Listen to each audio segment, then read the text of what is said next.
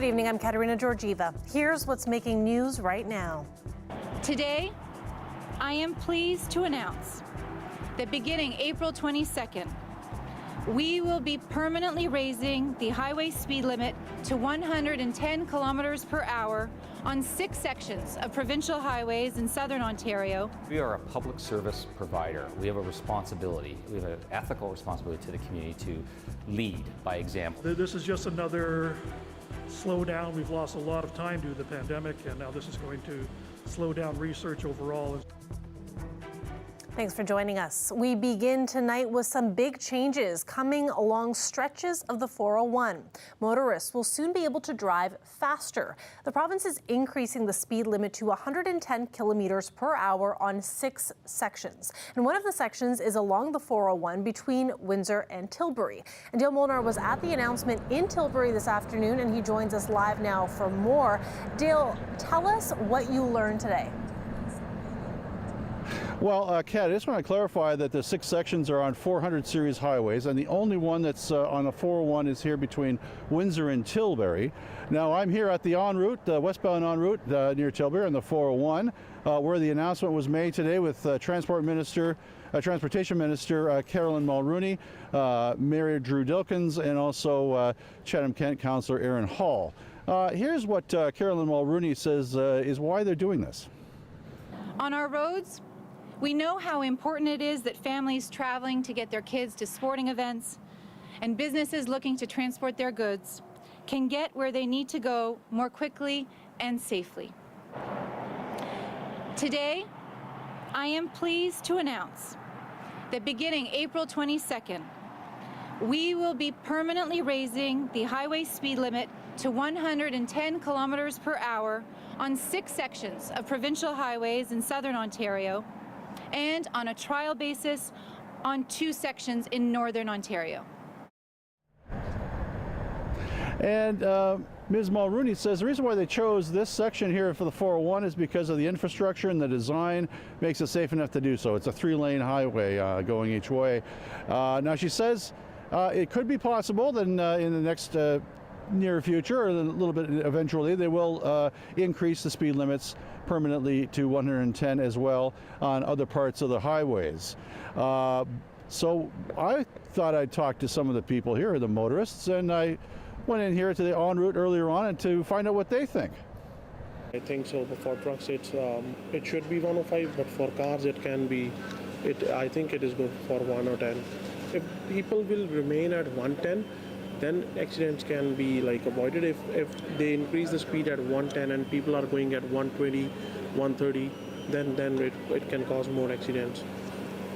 I think that's great. I mean, it's comparable to what we have. I'm from the United States, and it's comparable to rural speed limits in the United States, and it does seem a little slow when we're driving through Canada, so it seems like a great idea. Right, so you might be wondering about the trucks. No, they have to stay at 105. That's their speed limit they have to stay at. Kat? And Dale, is there any concern from the province that people will drive even more over the speed limit now that there are these changes? Well, I asked that to Caroline Mulroney, and she said that in a 2019 pilot project, they found that people did not drive excessively fast very often, nor were there any more accidents than usual. So they feel it's going to be totally safe. The other section in our area that's going to go up to 110 permanently is the section of the 402 between London and Sarnia, and these changes take effect on April 22nd. Kat? Thanks for this, Dale. CBC's Dale Molnar live from Tilbury for us tonight. The Windsor Police Service is planning for some unprecedented changes. In 2023, there will be EV charging stations at its 3 locations across the city. And after that, the service plans to roll out some fully electric vehicles into the fleet. But as the CBC's Jason Vio tells us, there are some concerns that need to be addressed before EVs can respond to emergencies. Down in the underground garage at the Windsor Police Headquarters, you'll find some hybrid police vehicles used on the front lines. But come this time next year, there will also be EV charging stations. And shortly after that, some fully electric police vehicles for the first time. We are a public service provider. We have a responsibility. We have an ethical responsibility to the community to lead by example. How much the EV cars and charging stations will cost isn't clear right now, but there will be a net savings, they say, when you compare the cost of fuel to energy.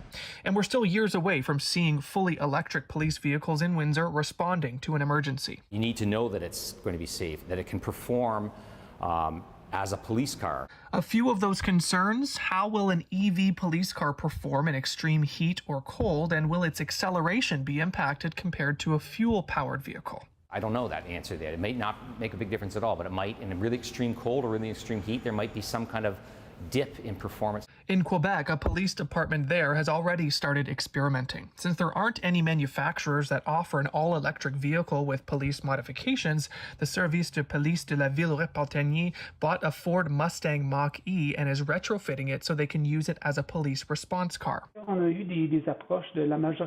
We have been approached by many police forces in Canada, the RCMP as well, police in Ontario, in Quebec. Everyone wants to electrify, but they are not able to because they do not have the parts, the equipment to be able to do it. They'll be doing a trial run in real time while a police officer responds to different types of calls. What they learn, they'll share with other police services. In Windsor, once this happens, there's talk of an internal policy that's coming to spell out how low a charge can go before it needs to be topped up. So that way, if a cruiser needs to respond to an emergency, they won't have to worry about their battery levels. Now, they do plan to install charging stations at 3 locations: here at the downtown Windsor Police Headquarters, in their West End Training Center, also at their East End Collision Reporting Center, and that will be for both public and police use. Jason Vio, CBC News, Windsor. A worldwide helium shortage is hitting businesses and researchers here at home. The Nuclear Magnetic Resonance Lab at the University of Windsor says it's been left without a reliable supply. And when it can get helium, it's costing a lot more than it used to. Yeah, this is just another slowdown. We've lost a lot of time due to the pandemic, and now this is going to slow down research overall and slow down our ability to buy new equipment and upgrade the equipment that we have. I ordered some last month and I've already used it. We use it on about a monthly or bi-monthly basis, and it's taking longer to get here. It's actually become undependable. It's a little bit scary already. We may have to look at shutting down some of these machines in the short term. Well, helium is used in making electronic chips, and that's very important. Obviously, the auto industry depends on that, and many other industries. It's also the MRI machines in hospitals are very similar to these machines. They depend on helium to produce the magnetic field for them also, so it's going to affect healthcare. And lots of other manufacturing, scientific. To me, the least important thing is helium balloons. He says they use helium in a number of research projects looking at pharmaceuticals and plastics, amongst other things. Because of the shortage and rising costs, it's cut down its usage by about 25%. Now, most people think balloons when they think of helium, and the price of those high-flying balloons is going up too. They've increased threefold. And the advice from a shop owner who's been in the business for 30 years is to shop around. There's a city we went to recently where we were getting quoted $600 a tank, and that was kind of where they wanted to be. And through some of our relationships and calling some other places and finding some other options, we got it for under $200 a tank. So I know that there are people who talk about the shortages and use that to really bump prices up. But I also know that people are making money at a whole lot less. We're seeing some real price hikes for everything we do. And I know the helium companies are facing that as well, with just supply chain issues, gas prices, all of that stuff is bumping prices up. And so the typical inflationary concerns that everybody's facing is going to hit the helium market as well. That's not to say that they, won't try to.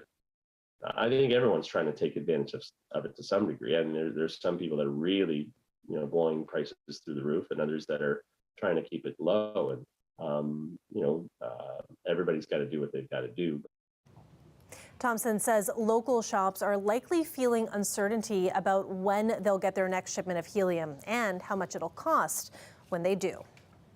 Ontario is boosting a foreign home buyer tax to 20% in an effort to curb rising home prices. The tax will also be expanded to cover the entire province. It had previously been set at 15% and only applied in the densely populated Greater Golden Horseshoe region. The province says the changes will take effect on Wednesday.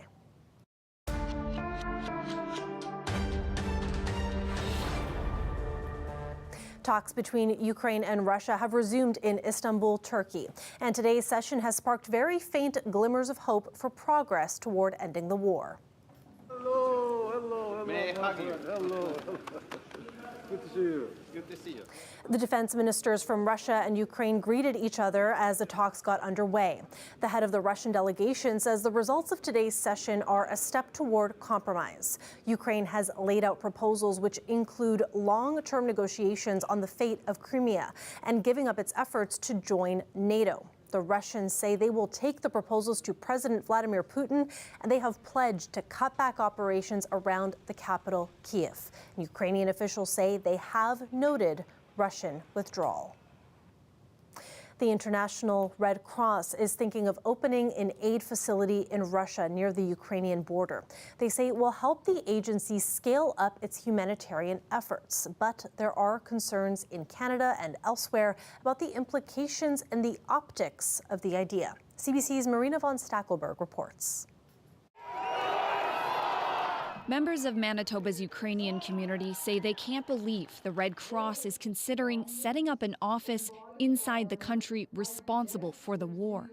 We were appalled, frankly. We recognize that the Red Cross is non-aligned, that it's an organization that works everywhere, wherever there is a need, but the need is in Ukraine. The Red Cross agrees, but says a logistics base within Russia would be one way to get supplies to eastern Ukraine. The director of operations told CBC News they are exploring every option and says remaining impartial in the conflict is key to reaching more people. We need to be perceived on the ground by the warring parties as neutral. We need to have a minimum consensus that we can operate across these front lines. Ukraine's government has released a statement saying it strongly objects. It accuses the charity of siding with Moscow. It's a very tricky matter. This expert in supplying humanitarian aid applauds the Red Cross for trying to stay independent, but says the optics here aren't good.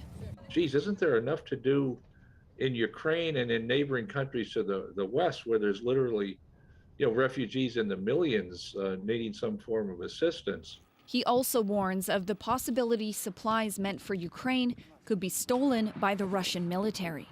Given the recent history of what Russia is doing, I have no doubt that if they had a chance there, that they would exploit the situation. Canadians have donated more than $82 million to the Red Cross. The charity says the majority of that money is being spent within Ukraine's borders. About a third of it is going to surrounding countries to help refugees. The Red Cross says it's still discussing whether to open the office and says so far not a single dollar has been spent in Russia. Marina von Stackelberg, CBC News, Winnipeg. The Liberal government has released its roadmap to meet climate targets over the next 8 years. The 2030 emissions reduction plan comes with more than $9 billion in new spending.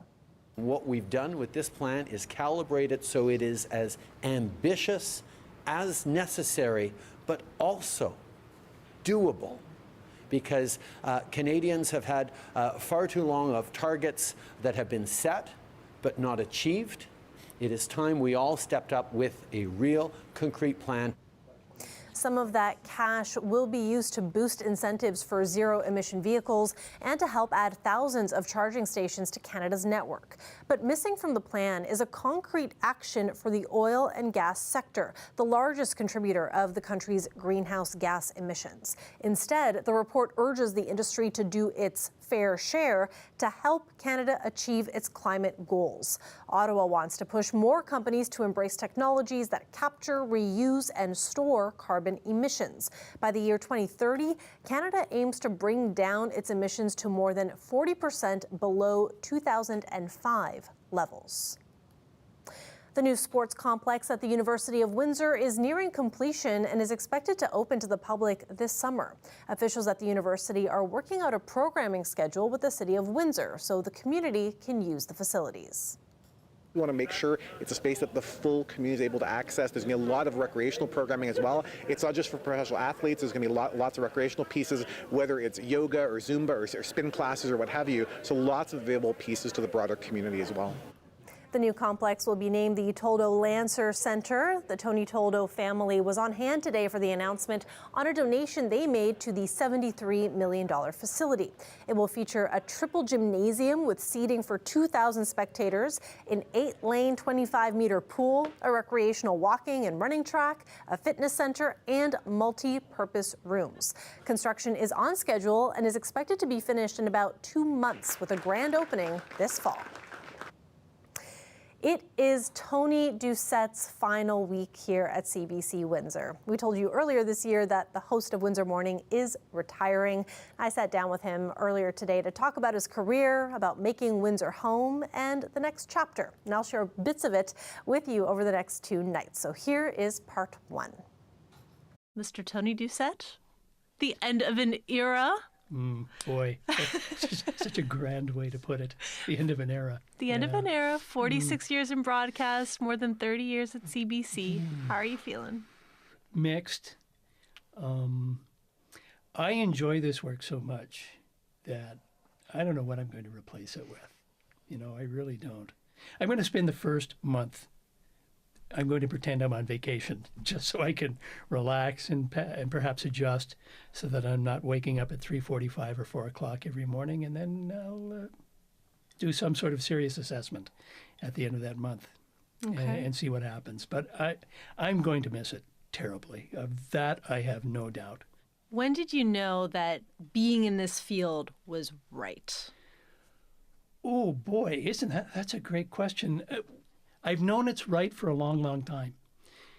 When it was right and when it became comfortable are two entirely different things. So let me deal with the first part of that. Sure. I knew it was right, I think, really early in my career because I enjoyed it from the start.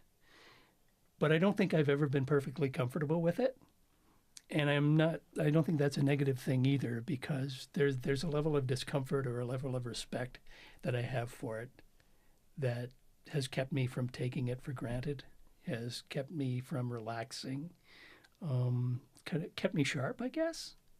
That sounds a little bit self-indulgent, but no, it keeps you on your toes. Without a doubt, you always want to bring your best game. I mean, I get it. When I sit down here at 6 o'clock in the morning, there is a level of anxiety that I've gotten used to, but it's there. You know, I know when I hit the mic switch and that thing is live, that, okay, Anthony, it's time to take it seriously. There's, people are listening and they're depending on you, and there's some journalism to be done and some fun to be had and some information to be shared. But from day one, I've taken it seriously. Yeah. Even though it's been a fun gig, it's to be taken seriously. I want to talk about the move from the East Coast to Windsor and how you made this city and this community your home. That's an interesting one because I didn't want to come here. I was offered an opportunity to apply for the job. I was living and working in St. John, New Brunswick for the CBC at the time. The head of CBC Radio Sports called and encouraged me to take the job or apply for the job. And then I thought, okay, it would appear that they want me to have the job and I may be committing career suicide by not at least throwing my hat in the ring. So I did. And I got here in March of 1989 and I got the job, and it's 33 years ago this month. It's hard That's to believe. amazing. Yeah, it's hard to believe. I don't know where it's gone. I really don't know where it's gone. Tony's last day is on Thursday, and you can listen to him in the morning at 97.5 FM. And we'll have more on that interview tomorrow. And after the break, Colette is here with your weather.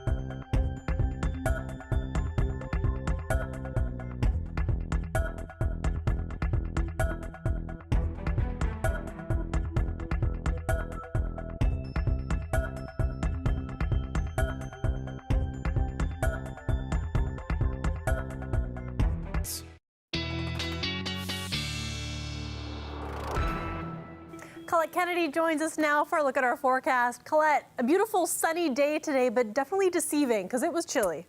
Yeah, another cool day that we're talking about, and that cool air really plays into what's happening with our forecast here as we're moving forward into Wednesday. That cold air at the surface. So what's going to be happening is warmer air aloft or in the upper atmosphere will be moving in, and we have that risk of then seeing the precipitation coming in. It actually begins to melt in that warmer layer, but then closer to the surface with the cold air in place, it can either freeze before it hits, ice pellets or sleet, and then if it just freezes on contact, that's when we have freezing rain. So all these areas into a special weather statement, but for southwestern Ontario, it says Wednesday, and it is, but I just want you to know this is beginning in the overnight hours. So it's Wednesday, but like the wee morning hours, we'll be finding this moving in. So daytime highs, not really anything very impressive, and especially when you factor in the winds.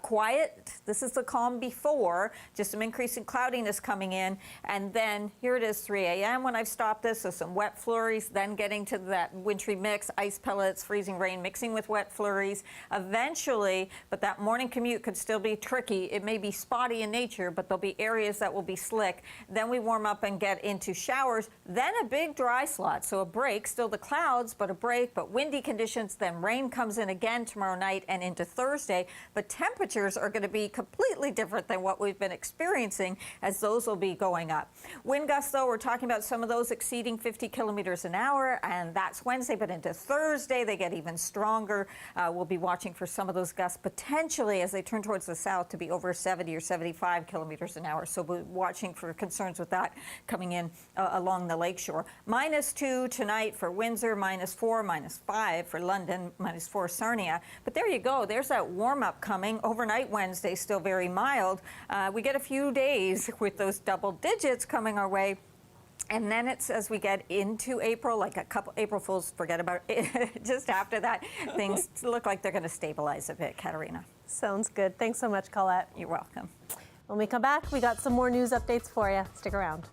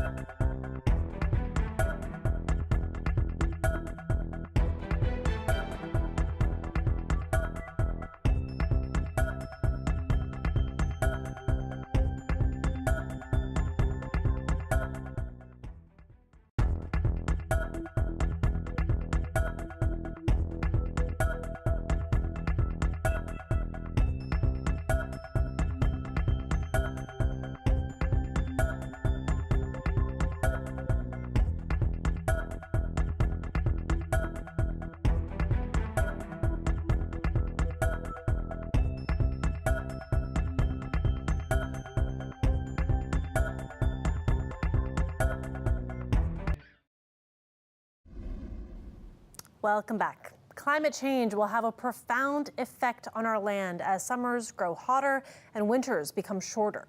For Canadian farmers, especially in the prairies, it could mean more frequent droughts. And while there may also be more precipitation, how and when it rains can make a big difference. CBC meteorologist Christy Kleiman-Hager explains. You've probably heard scientists say that we will likely see more droughts in the prairies as our climate changes. But why is that? Well, there are a couple of reasons. First, while we'll likely see more precipitation overall, timing is a factor. We'll see more of that precipitation in winter and spring with more rain and less snow. While that might sound appealing, snow is actually a natural storage for water and can replenish soils gradually as it melts.